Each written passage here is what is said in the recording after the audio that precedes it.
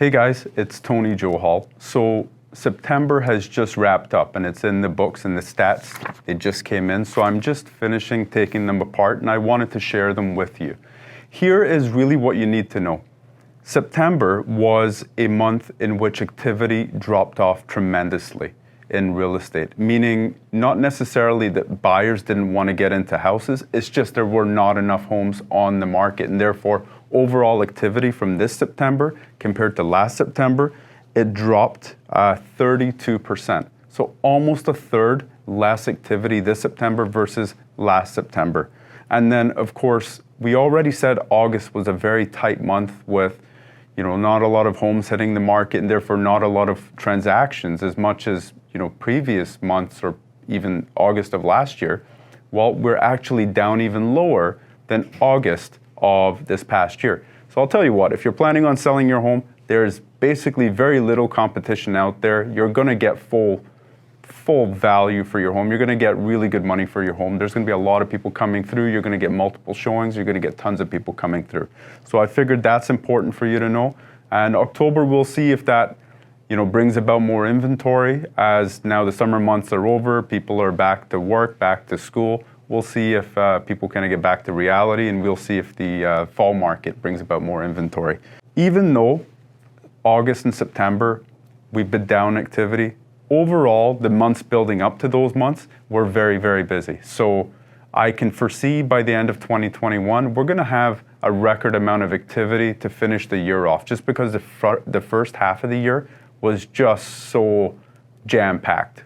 Every month was a record amount of dollars for the home, record amount of activity, and that makes sense. There's more homes in Kitchener-Waterloo and Cambridge today than ever before. So yes, obviously, we're gonna get a lot of activity, but right now, if you sell, where do you buy? And that has put a lot of people in a state of paralysis where they just stay where they're at right now. So activity right now, like I said, has come down a little bit. The average sale of a detached home was $963,000. So we're just under $1 million. That is up 25% from September of last year. The average sale for an apartment condo was $497,000. So $500,000 for an apartment condo. That's up 28% over September of last year. The average sale of a townhouse was $646,000, not too bad, but it's up 35% from last September. So the townhouse segment has went up over 1/3, over 33% in less than 12 months. Imagine you bought a home last year. A lot of people would have said, you're crazy, what you're paying for that townhouse. Then a year later, here it is up 33%. That's fascinating. And the average semi was $686,000. So that was up slightly from the townhouses. So the average time on the market I thought was very, very interesting. September of this year was less than 10 days on the market. And a lot of that has to do with the bidding wars. Home hits the market on day number 1, seller is reviewing offers on day number 7, 8, and then it takes a day or two for the deposit to come in and the sale to be registered, so less than 10 days. But this time last year in September, it was 14 days.